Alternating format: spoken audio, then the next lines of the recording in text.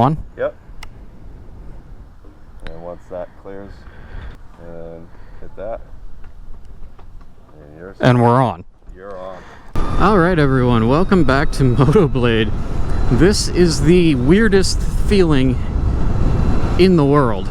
I am riding the new Harley-Davidson Live Wire. And I gotta be honest, having no clutch over here is really freaking me out, man. This is bizarre.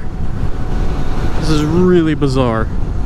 If you guys have watched any of my test ride videos, you know the information that is coming. I am going to give you guys the down low on what I think about this bike in terms of comfort and handling. Off the bat, comfort, pretty good. You've got a tucked position for your legs, kind of heels back underneath of your butt. You're leaned over the tank, and the seat is very comfortable. I don't know if it would be that comfortable for long rides, because it is a pretty narrow seat. That's the other thing I noticed when I got on. Narrow seat, tucked legs, very aggressive forward position. I like it. It's a good position, but I don't think I'd want to ride this for 500 miles. And we'll get to that whole 500 mile deal later on as well. As far as handling, it really feels weird. Doesn't quite feel like any sport bike I've ridden where it feels weird. It doesn't lean over in the turns quite like you think it would. I don't know if that's due to the rake angle or just because you sit up kind of high. It feels comfortable. The handling's not bad. It's just certainly different than anything I've ridden. When we talk about flickability of a bike, the ability to basically do what I'm doing here, just lean it side to side real quick if you got to dodge a pothole or something, it's not as flickable as other bikes, or should I say more cruiser type motorcycles. I am sure, however, with some time and practice, I would be a lot more comfortable being more aggressive with that, but you know, just out of the gate, it's definitely not as flickable as other motorcycles. Let's talk about power and the engine. This is unlike anything else on the road. It's an electric engine. There's no oil, there's no clutch, there's no gears, there's no nothing. You guys saw it start up back there at the dealership. That was it. You click two buttons and there's no noise, and you don't even know if it's on, and then you just rip on the throttle. Holy crap. I mean, the specs on this bike are insane. I'm going to put them on the screen because I can't remember all the stuff in my head. But this will do 0 to 60 in under 3 seconds. Oh, it just pulls. You got to hang on for dear life. The seat doesn't come up your back or your butt nearly high enough, in my opinion, to hold you on here. My butt's starting to slide up off the back. I got to readjust myself every couple seconds. Alright, here we go. Oh, there's a Mustang behind me. I'd love to race the Mustang, but we won't. And just like that, we're doing 70.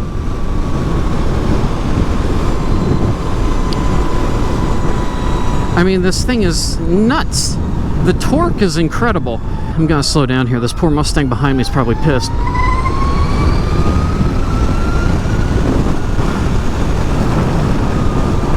That is a lot of power. To stop all of that speed, you've got giant Brembo ABS dual floating disc brakes up front. And they do provide plenty of stopping power. It's just weird. Your right side of your bike, you got your throttle and you got your brakes, and the left side is just naked. There's no clutch and there's no shifter for your foot. Your foot's just hanging out in free space, just not having to do anything. Your left hand's not doing anything.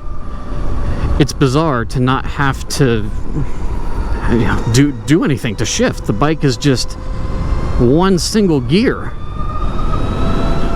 It's bizarre. It really is so bizarre feeling, especially if you're used to normal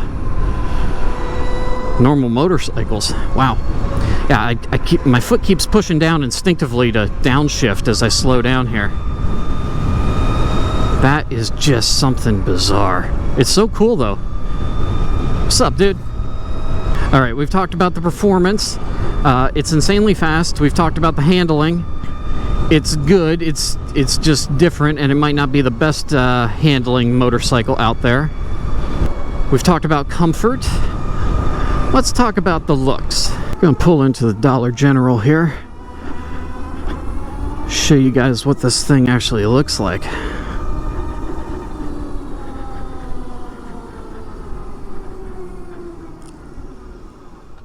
Man, I keep grabbing for that stinking shifter. Okay. It says raise side stance, so I guess the engine clicks off when we do that. Oh, let's pop the hood a little bit here, get some air. It is hot in Vermont today. It's up in the 90s, and that's not normal for us. So here she is, guys. The 2020 Harley-Davidson Live Wire. Beautiful Brembo brakes up front. Dual floating disc brakes. Just massive engine. I don't know what else to really go over on the bike. There's no CCs. There's nothing else to really compare it to. It is just unique and powerful and one of a kind. You are set up from Harley to take a passenger with you. You got flip out foot pegs. You can adjust the preload for your rear shock, your suspension, make it a little more comfortable if you got a second person on there. But as far as controls, this is it. You got a front brake, rear brake, throttle. That's it. When you're ready to fuel this baby up, yeah, if I can figure out how to do that now. If you're ready to fuel this up, you got dual plugs. One, I believe, is for a fast charger, and one is for like overnight at home in your house. You know, plug it in the wall. Range, they told me, is approximately 150 miles. I'm pretty sure that's if you're riding in economy mode, because when we left the dealership, I had it in economy, and it said 190 miles, which I'm not sure I believe, and now we're down to 100 miles because I kicked it into sport mode. So to start it, we click our start button over here. We wait for the screen to load up. Screen loads up. Now we can mess around with some of the settings. We're going to change the mode. You have sport mode, which is what we're putting it into there. You have also normal driving or road mode. You have economy, and you have, I think, some sort of rain traction control mode. It's pretty nice. You've got a button up here on your left handlebar control to help cycle through information. Your trip A up here on the right hand corner. Trip A, B, K. I don't know if that's kilometers or what they're talking about there. 177 miles. So a few people have done a few test rides on this. You got your ABS on it. That's pretty much it. You do have Bluetooth controls here. You can link this to your phone, and your controls can control your headset when you're playing your music while you're riding. That's very nice. Outside of that, it's just super simple and really fun. Let's put the high beam on up here. Take a look at this new front end. The lights look really good. I love that front headlamp.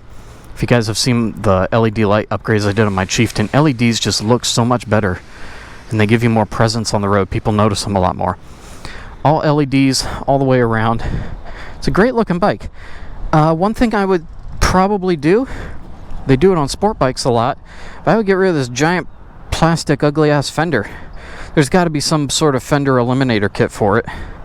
That just kind of detracts from the look of the bike. If you just got rid of this to there, took that off, put a brake light under here with your license plate, I think it would trim it off real nice, make it look real sporty. I don't know why the DOT requires those things to be shipped with that plastic crap, but whatever. Alright, on the bike, it says raise side stand. Side stand's up. Press start. Oh yeah. Yeah, did you hear that roar? Did you hear the engine start up? Oh, it's so mean. It's so lean. It's so weird. Not a sound. Not a freaking sound. Okay, so now let's talk about a few cons of this bike. If you guys want to go test this out at your local Harley dealership, great, it's fun, it's awesome, do it. If you want to take it home with you, ooh, that's gonna cost you. It's over 30 grand, guys. I don't know who Harley's marketing this towards, because it's a super expensive toy. If they wanted to get younger people into motorcycles because they're electric, this was not the way to do it. It's too expensive. I don't know, wait 10 years, wait for it to get cheaper. That's my advice. I'm going to tilt the camera down here so maybe you guys can see that a little better on the way back, so I'm sorry if the angle's not perfect. You know, that might be really crappy advice to wait 10 years to get it till it gets cheaper, but it's just too expensive for not enough bike.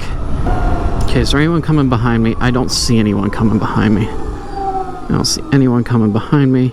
Here we go. 10 miles an hour. We're going to start from there. Holy crap, there's 60 miles an hour. It will do 0 to 60 in under 3 seconds. And I will fully admit, I'm a chicken. I am not going to do it because in sport mode, apparently it can be looped. They told me. They wanted me to keep it in the road mode. They told me not to do sport mode because I'm a newbie at riding it. But I want to put it in sport mode anyway. But I'm not about to try a 0 to 60 as fast as I can because I do not want the front end coming up.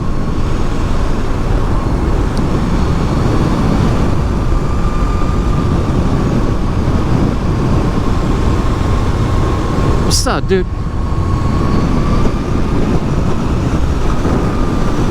In sport mode, you might get 100 miles. In economy, again, you might get that 150 or so. And then what? And that's my problem with buying an electric bike. I would love to have this bike as a toy, but at the price, it's too expensive and it's too impractical. If I'm going to go somewhere, like even to get from my house down to this Harley dealership to do this test ride today, they're the only ones left in Vermont now. Wilkins, Harley-Davidson, and Barry. Great people. They hooked me up with this test ride, and I really appreciate it. But it would be more mileage round trip from my house to get down here than the bike has a charge capacity for. I couldn't even make a round trip to the Harley dealer and back. If you use a quick charger, I think it charges, you know, within an hour or two, maybe, or you can get a pretty decent charge out of it within a couple hours, like a quick charger, one of those big things you see on the side of the road somewhere where they have those charging stations. But just at home, you plug it in the wall, it's several hours. I mean, I think it was over 5. I'm not sure. Again, I will put that number exactly on the screen for you guys. It's not practical. I can't do any sort of cross-country tour with it. I mean, even when I lived at my house down in Tennessee, I could not have left my house, gone up to the tail of the Dragon, done a ride, and come home. There's not enough range. The technology will get there. It will. I'm sure of it. We are pushing so hard with battery tech in this country. I'm sure the technology will get there someday, where we will have a huge range in battery. The chargers will get quicker, but it's not there yet. It's not practical enough. Who would this bike be good for? First of all, someone who has 30 grand to dump into it. Second of all, someone who lives in a city. If you're just doing city miles, if you want to commute, and your commute is less than 150 miles round trip, it would be a fantastic bike. The money you would save on gas simply by charging this thing up would be fantastic. It would be wonderful. But you're going to pay for all that additional cost up front when you pay 30 grand or more for the bike. And that's just, you know, standard bike. They have color options which cost more. So I could get a bike for a whole lot less that's just as much fun and save enough money to fill that bike up for probably the next 100 years at a gas station, because bikes are economical as it is. I don't see the appeal when I can't go that far and I can't charge it quick enough. But that's just me. If you guys have ridden this and you have a different opinion, or you really like it and the range doesn't bother you, let me know down in the comments. I'm going to wrap this video up here. It has been a blast riding this thing. I hope you guys enjoyed it. If you did, hit that thumbs up button and subscribe to the channel. It's a big red button down there. It says subscribe. Hit the bell icon next to it. That will give you guys notifications when there are new videos to watch right here on MotoBlade. Thank you guys so much for watching. As always, you know what to do. Ride safe, ride on, and I will catch all of you later. Deuces. All right, there's no one coming behind me. We're going to do one more sprint to the dealership. Here we go. 3, 2, 1.